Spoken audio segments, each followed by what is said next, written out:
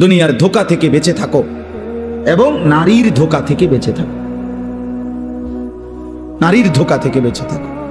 বেপর্দা নারীর হাসি হাসি না, সেটা আগুন। বেপর্দা নারীর রূপ যৌবন এটা শরীর না, এটা জাহান্নামের টুকরা, আগুনের কুণ্ডলী। সে মূলত হাসে না, সে আগুন জ্বালায়। সে নিজেকেও বরবাদ করে, যুবককেও বরবাদ করে। আল্লাহ আমাদেরকে বুঝ দান করেন। এই জন্য বলতেছিলাম,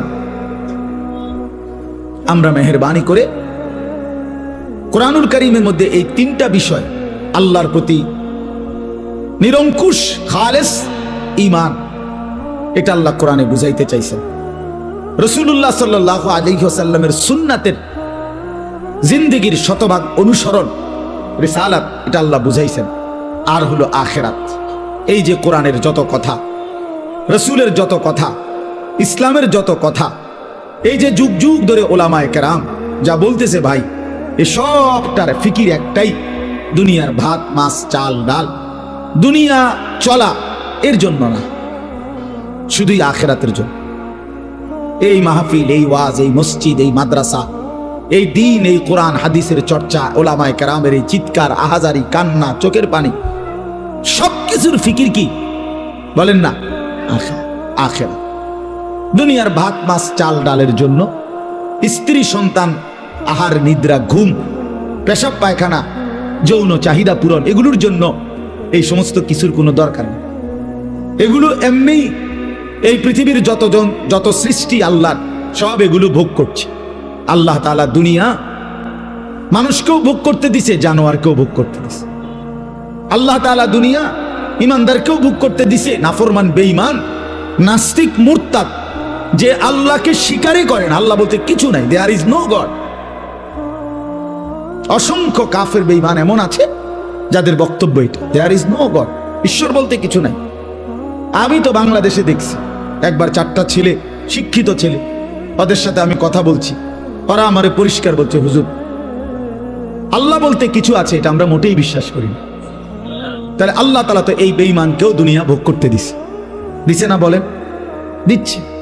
তাইলে আমাদের এই সমস্ত কথাবার্তার মূল মাকসাদ, আমাদের আরেকটা জীবন আছে, আখিরাত, কবর, হাসরের ময়দান, জান্নাত জাহান্নাম, ফুলসিরাত, আমাদের মিজান বিচারের পাল্লা, আমাদের পরকাল। এক কথায় ওইটা ইয়াকিনের সাথে আমরা বিশ্বাস করি। ওয়াবিল আখিরাতি হুম ইউকিনুন, আল্লাহ বলছে তারাই মুমিন যারা আখিরাতকে ইয়াকিনের সাথে বিশ্বাস করে। হইতেও পারে অনেক হুজুর তো বলতেছে, এত হুজুর বলে, হইতেও পারে না, এটারে আখিরাতের বিশ্বাস বলে না, বরং ইয়াকিন। এই যে মনে করেন এটা যে একটা গ্লাস আপনারা দেখতেছেন, এটা যে একটা পানির গ্লাস আপনারা দেখেন, কি এটা? পানির গ্লাস না। নিশ্চিত আপনারা? কিভাবে নিশ্চিত হলেন? কথা বলেন না।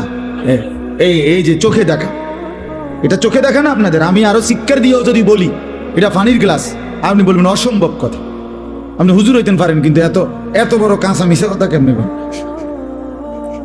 ঠিক কিনা বলেন? এটা তো দেখা যায়, আমনে কোনটা পানির গ্লাস। তাহলে এটা ইয়াকিন, আইনুল ইয়াকিন, চোখে দেখা নিশ্চিত জ্ঞান, এটা ধারণা করলে হবে না। তো আল্লাহ তাআলা বলেন মুমিন তাকে বলে যে আখিরাতের বিষয়ে ধারণা করলে হবে না, বরং ইয়াকিনের সাথে বিশ্বাস করতে হবে, নিশ্চিত বিশ্বাস করতে হবে।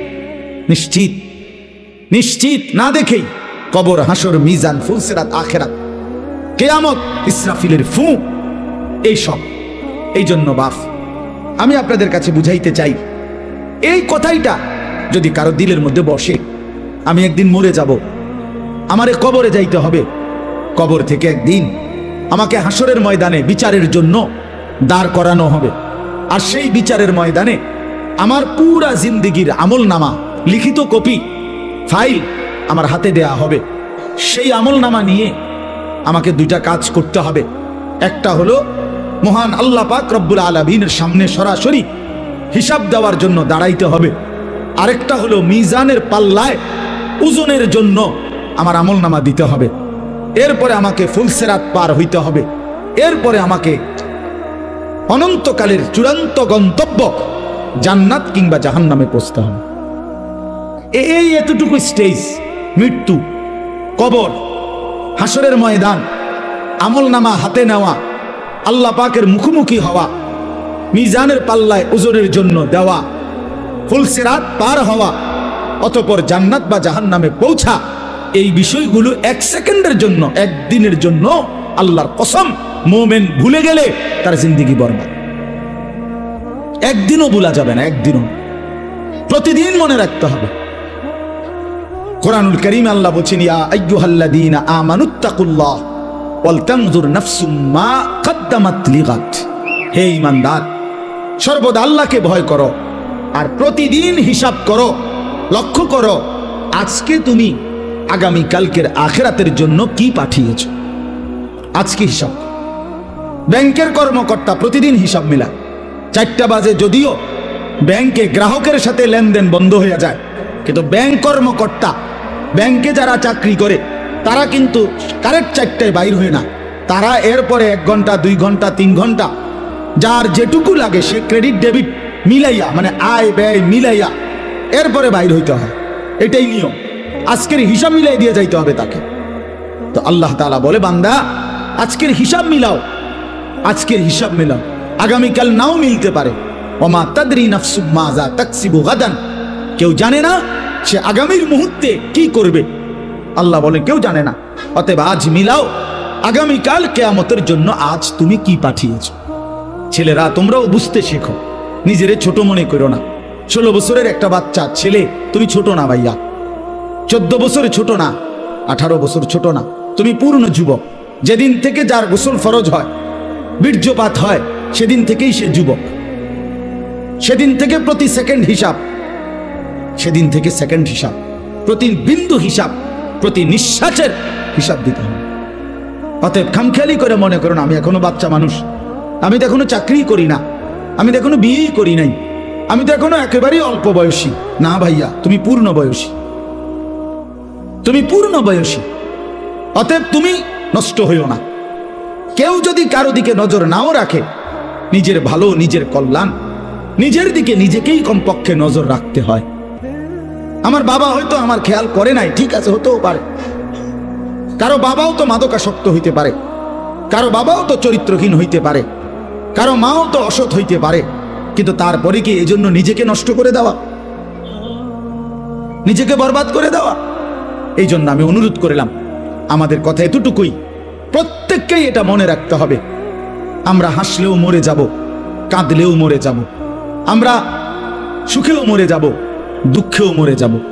রাজপ্রাসাদের ওই অট্টালিকাতে যে থাকে সেও একদিন মরে যাবে, জীর্ণ কুঠিরে যে থাকে সেও একদিন মরে যাবে। অতএব আমাদের যেরকম মৃত্যু হচ্ছে, এই গোটা সৃষ্টি জগতের একদিন মৃত্যু হবে। এটাকেই বলা হয় কিয়ামত। আর এই কিয়ামতের একাধিক নাম আছে কোরআনে। এর মধ্যে একটা নাম হলো আল কারিয়া। এই যে সূরার মধ্যে আল কারিয়াতু মাল কারিয়া, আল্লাহ তাআলা বলেন আল কারিয়া একটি প্রচন্ড ধ্বনি, প্রচন্ড করাঘাত, প্রচন্ড একটি বিকট আওয়াজ, বিকট একটা শব্দ। এইটাকে আল্লাহ তাআলা বলছেন মাল কারিয়া। সেই বিকট শব্দটা কি? ওমা আদরাকা মাল কারিয়া। নবী আপনি জানেন সেই বিকট শব্দটা কি, কেমন হবে? অর্থাৎ এই বিকট শব্দ বলতে আল্লাহ তাআলা কিয়ামতকে বুঝাইছেন। ইসরাফিলের ফু দিলে জমিনের মধ্যে যেটা শুরু হবে। রাস্তায় চলার পথে কত গাড়িয়ে যায়, ট্রাকের চাক্কা যখন ব্রাস্ট হয় তখন কিন্তু বিকট শব্দ হয়। সবাই বোঝে ট্রাকের চাক্কা ব্রাস্ট হইলে আলাদা বোঝা যায় যে কিসের চাক্কা ব্রাস্ট হয়েছে, ট্রাকের চাই। এটার আওয়াজটা একটু কি বেশি আওয়াজ, বেশি আওয়াজ। এই জন্য আল্লাহ তাআলা বলেন, বন্ধু আপনি জানেন সেই বিকট শব্দটা কি? সেটাই কিয়ামত, সেটাই ইসরাফিলের ফু। একদিন ইসরাফিল ফু দিবে আর গোটা পৃথিবীর মধ্যে ভূমিকম্প শুরু হবে, আর গোটা সৃষ্টি জগৎ একসাথে ভাঙতে শুরু করুন। ভাইবা দেখেন, এক মুহূর্তে ভেবে দেখেন, এই প্যান্ডেলের সবগুলো লাইট ভাঙতেছে, খুঁটিগুলো ঠাস ঠাস করে পড়ে যাচ্ছে, স্টেজটা ভাঙ্গা পড়ে গেছে, প্যান্ডেলের কাপড়গুলো তসতস করে ছিঁড়ে গেছে, তখন কি পরিমাণ একটা ভয়ানক পরিস্থিতি হবে এটা একটু ভাবেন। আর এবার ভাবেন 7 আসমান চুরচুর করে ভেঙে যাচ্ছে, কোটি কোটি কোটি কোটি তারকারাজি খসে খসে পড়ছে, সাগর নদীর পানিগুলো টকবগে উৎরাইতেছে, পাহাড়গুলো তুলার মতো উঠতেছে, মাটিগুলো রেজা রেজা পাউডার পাউডার হয়ে গেছে, গোটা কায়নাত ভাঙচুর চলছে। কি হবে তখন? ইযাস সামাউন ফাতারাত ওয়া ইদাল কাওয়াকিবু ইনতাসারাত ওয়া ইদাল বিহারু ফুজ্জিরাত ইযাস সামাউন শাক্কাত ওয়া আযিনাত লিরাব্বিহা ওয়া হুক্কাত ইযাশ শামসু কুব্বিরাত ওয়া ইদাল কাওয়াকিবু ইনতাসারাত। এভাবে বারবার আল্লাহ বলছে, বান্দা গোটা জমিন ভেঙে যাবে, আসমান ভেঙে যাবে, পাহাড় উড়ে যাবে, পানি উড়ে যাবে, গোটা সৃষ্টি তছনছ হয়ে যাবে। কি হবে তখন? ইয়াউমা ইয়াকুনুন নাসু কাল ফারাশিল মাবসুস।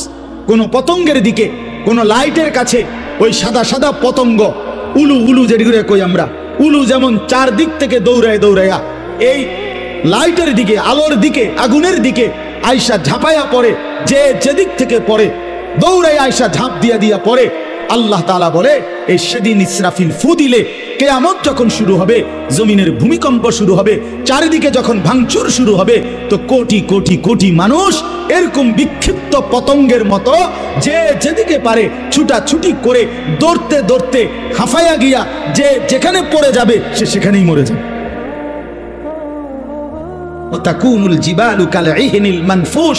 সবগুলো পাহাড়, উঁচু জায়গা ধুলিত ধুনিত তুলা তুলা ধুনাইলে, অর্থাৎ লেফ তোষক বানাইবার আগে তুলারে যেরকম মেশিন দিয়া বা লাঠি দিয়া বাইরে ধুনায়, এগুলারে এইভাবে ধুনিত তুলা যখন উঠতে থাকে, পাহাড়গুলো এভাবে উঠতে থাকবে। আল্লাহ বলেন, এরই মাঝে সব শেষ হয়ে যাবে, ইসরাফিলের ফু শেষ হবে, দ্বিতীয়বার আবার ফু দিবে, হাসরের ময়দান কায়েম হবে। আর সেই হাসরের ময়দানে মিজানের পাল্লায় আমল নামা রাখলে যার নেকি ভারী হবে, গুনাহ হালকা হবে, ফাহুয়া ফি আইশাতির রাদিয়া, সে সন্তুষ্টিময় জীবন জান্নাতেই বসবাস করবে। ওয়া আম্মা মান খাফফাত মাওয়াজিনুহু, আর মিজানের পাল্লায় যার আমল নামার নেকি হালকা হবে, গুনাহ ভারী হবে, ফা উম্মুহু হাওয়িয়া ওয়া মা আদরাকা মা হিয়া নারুন হামিয়া। আল্লাহ তাআলা বলেন, তার ঠিকানা হবে নিকৃষ্ট জাহান্নাম, হাভিয়া নামক জাহান্নাম, যেই জাহান্নামে প্রজ্বলিত ধাউ ধাউ করে আগুন জ্বলবে। নবীজি বলছেন, তোমাদের দুনিয়ার আগুনের চাইতে 70 গুণ বেশি তীব্র গরম জাহান্নামের আগুন। সেই আগুনেই তাকে ফেলে দেওয়া হবে, সেই আগুনেই সে জ্বলে ভস্ম ছাই হয়ে যাবে। বন্ধু আমার, বাপ আমার, চলেন জিন্দেগি আখিরাতের ফিকির করি। যুবক, আবারও বলি, নামাজ পড়ো, আখলাক ভালো রাখো, চরিত্রহীন হইও না, লম্পট হইও না, নারীর ফান্দে পইরো না, মোবাইলের আসক্ত হইও না। বাবাদেরকে বলি, সুদের লেনদেন, ঘুষের লেনদেন, হারামের লেনদেন ছাড়েন, চা দোকানের আড্ডা ছাড়েন, বিড়ি সিগারেটের বদভ্যাস ছাড়েন, গুনার রাস্তা ছেড়ে দিয়ে শেষ হায়াত আল্লাহর জিকির, কোরআনের তেলাওয়াত, নামাজ রোজা বন্দিগির মধ্যে কাটান। দ্বীনকে ভালোবাসেন, মসজিদকে ভালোবাসেন, মাদ্রাসাকে ভালোবাসেন, কোরআনকে ভালোবাসেন, তালেবে ইলম উলামায়ে কেরামের সাথেই আজীবন সম্পর্ক রাখেন। আল্লাহ আপনাদেরকে তৌফিক দেন, কবুল করেন, আমিন। হযরত বারা ইবনে আযিব বলেন, আমরা নবীজির সাথে ছিলাম। আল্লাহ নবী সাল্লাল্লাহু আলাইহি সাল্লাম কবরের খালি কবরে দেখা অঝরে কাঁদতে শুরু করছে। আমরা সবাই সাহাবীরা নবীজির সাথে কাঁদতে শুরু করলাম। অনেকক্ষণ কাইদা নবীজি চোখের পানি মুইছা আজীব কথা বলছে নবী। রাসূলুল্লাহ সাল্লাল্লাহু আলাইহি ওয়াসাল্লাম সাহাবীদেরকে লক্ষ্য করে বলছে, ইয়া ইখওয়ানি লিমিসলি হাদা ফাআইদু, আমার বন্ধুরা, আমার সাথীরা, এই কবরে যাওয়ার জন্য তোমরাও রেডি হও।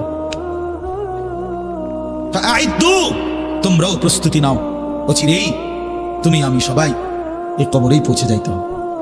রাসূলুল্লাহ সাল্লাল্লাহু আলাইহি ওয়াসাল্লাম বলছে, প্রিয় বন্ধু আমার, জওয়ান সাথী আমার, সামান্য এই কয়েকদিনের জওয়ানি নষ্ট না করা, নষ্ট না করা, কোনোভাবেই নষ্ট না করা। তো এই জন্য বললাম, এই সূরা মুলক, এটা আল্লাহ তাআলা অত্যন্ত ফজিলতপূর্ণ একটি সূরা। রাসূলুল্লাহ সাল্লাল্লাহু আলাইহি ওয়াসাল্লাম বলছেন, এটা কবরের আযাব থেকে রক্ষা করবে। এই সূরা নিয়মিত তাফসীরের মধ্যে আমি নিজে পড়ছি, তাফসীরে কুরতুবীতে আছে। আল্লাহ নবী সাল্লাল্লাহু আলাইহি ওয়াসাল্লাম বলেন, লাওয়াদিতু, নবীজি বলেন, আমার দিলের আশা, আমার দিলের তামান্না, আমার উম্মতের প্রতিটা মুমিন তার কলিজার ভিতরে, তার জবানে এই সূরা মুলক থাকুক, সূরা মুলক থাকুক। অর্থাৎ রাসূলুল্লাহ সাল্লাল্লাহু আলাইহি ওয়াসাল্লাম বলতেন, আমার প্রতিটা মুমিন বান্দা উম্মত যেন এই সূরা মুলক তেলাওয়াত করে, যেন কবরের আযাব থেকে রক্ষা পায়। নবীজি 5 ওয়াক্ত নামাজের পরে, আল্লাহর কসম ভাই, এখানে অনেক ওলামায়ে কেরাম আছে, আপনি জিজ্ঞাসা করুন, নবীজি 5 ওয়াক্ত নামাজের পরে, সরদারে দু আলম নবীর তো কোনো গুনাহ নাই, তিনি নিষ্পাপ, তিনি তো জান্নাত উদ্বোধন করবেন। আনা আউয়ালু মান ইয়াকরাউ বাবাল জান্নাহ, নবী বলছে আমি সেই মুহাম্মদ যে প্রথম জান্নাতের দরজা আমি নাড়ব, জান্নাতের কড়া নাড়ব আমি মুহাম্মদ। ভিতর থেকে ফেরেশতা বলবে আপনি কে? আমি বলবো মুহাম্মদ। ফেরেশতা বলবে আনতাজিরুলাক, আমি তো আপনার অপেক্ষাই করছিলাম, আপনি আসবেন বলেই তো অপেক্ষায় ছিলাম, আপনি উদ্বোধন করে দিলেই তো বাকিরা ঢুকবে। তো সেই নবী যিনি জান্নাত উদ্বোধন করবেন, তিনি 5 ওয়াক্ত নামাজের পরে ভাইয়া প্রতিদিন তিনি যেই কথাটা দোয়া করতেন, এর মধ্যে একটা দোয়া এটা, আল্লাহুম্মা ইন্নী আউযু বিকা মিন আযাবিল কবর ওয়া মিন ফিতনাতিল কবর ওয়া মিন ফিতনাতিল মাসীহিদ দাজ্জাল ওয়া মিন ফিতনাতিল মাহইয়া ওয়াল মামাত। আল্লাহ, আমি কবরের আযাব থেকে পানাহ চাই। নবীজি নিজে বলতেন, প্রিয় ভাই বাবা আমার, চলেন সবাই নিয়ত করি, নিজেকে গুনাহ থেকে বাঁচানো দরকার, নিজের আল্লাহর নাফরমানি থেকে বাঁচানো দরকার। আল্লাহ তাআলা বলেন, ইন্নাল্লাযীনা ইয়াখশাউনা রাব্বাহুম বিল গায়ব, আমি আল্লাহকে না দেখে, আমার কথাগুলো আখিরাত সম্পর্কিত, এগুলোকে না দেখে যারা আমি আল্লাহকে ভয় করে, আখিরাতকে ভয় করে, জাহান্নামকে ভয় করে, কবরকে ভয় করে, আল্লাহ বলেন তাফসীরের মধ্যে লিখছে, ভয় করে মানে হলো গুনাহ বর্জন করে। কোন ব্যক্তি আল্লাহকে ভয় করে, খোদার কসম এই কথার অর্থ হলো গুনাহ ছেড়ে দেয়। যে গুনাহ ছেড়ে দেয় সে আল্লাহকে ভয় করে, যে আল্লাহকে ভয় করে সে গুনাহ ছেড়ে দেয়। কোন নাফরমান আল্লাহকে ভয় করে না, আল্লাহকে ভয় করলে গুনাহ করতে পারে না। বুঝেন নাই বাংলা কথাটা? এটা কাগজের এই পিঠ ও পিঠ, কাগজের এই পিঠ ওই পিঠ, এই পিঠে যদি লেখা আছে আল্লাহর ভয়, তো ওই পিঠে লেখা থাকবে গুনাহ বর্জন। যে গুনাহ ছেড়ে দেয় সে অটোমেটিকলি আল্লাহকে ভয় করে, যে আল্লাহকে ভয় করে সে গুনাহ বর্জন করে। এজন্য তাকওয়ার অর্থ আল্লাহর ভয়, এটার প্রথম অর্থ হলো গুনাহ বর্জন। মান খাশিয়ার রহমান, আল্লাহকে ভয়, এটার প্রথম অর্থ গুনাহ বর্জন, গুনাহ বর্জন। আমার শায়েখ আল্লামা মুফতি মুশতাকুর নবী সাহেব সব সময় চিল্লায় মাহফিলে, অনেক সময় হাজারি করে বলে যে বাপ, গুনাহ আগুন, গুনাহ আগুন, গুনাহ আগুন। প্রতিটা গুনার পিঠে ওই পিঠে আগুন আছে। নারীর প্রতিটা বেপর্দা দৃশ্যের মধ্যে খোদার কসম আগুন জ্বলে। ওই সিনেমার নর্তকীর শরীরে আগুন জ্বলে, ওই নায়িকার শরীরে আগুন জ্বলে, মোবাইলের ওই অস্থির ছবির মধ্যে আগুন জ্বলে, মদের আড্ডায় আগুন জ্বলে, জুয়ার আড্ডায় আগুন জ্বলে, সুদের টাকায় আগুন জ্বলে, ঘুষের টাকায় আগুন জ্বলে, বেপর্দা নারীর শরীরে আগুন জ্বলে। ওইটা রূপ না, ওটা আগুন, ওটা জাহান্নাম, ওটা জাহান্নাম। আল্লাহ তাআলা বলেন, ইন্নাল্লাযীনা ইয়াখশাউনা রাব্বাহুম বিল গায়ব, আল্লাহ তাআলা বলেন আমার যে বান্দারা আমার আখিরাত, আমার জাহান্নাম, আমার পরকাল, আমার কবর, এই কথাগুলোকে ভয় করে, আমি আল্লাহকে ভয় করে, না দেখে আল্লাহ বলেন আমি ওয়াদা দিলাম, লাহুম মাগফিরাতুন ওয়া আজরুন কাবীর, আমি তাদের পেছনের সব গুনাহ মাফ করে দেব, আর আমার সবচেয়ে বড় পুরস্কার জান্নাত দিয়ে দেব। এখানে এটা এমন শব্দ না যে কিছু শব্দ তো আছে একটা শব্দের সাথে আরেকটা বলছে অর্থহীন, যেমন কলম টলম, তো এটা সবাই বুঝে যে টলমের কোনো অর্থ নাই, কাগজ টাগজ, তো কাগজের অর্থ নাই। কিন্তু শিক্ষা দীক্ষা এমন না, শিক্ষা শব্দের উল্টা না, এটা এমন না যে এটা শিক্ষার উল্টা কিছু না, এটা আলাদা শব্দ।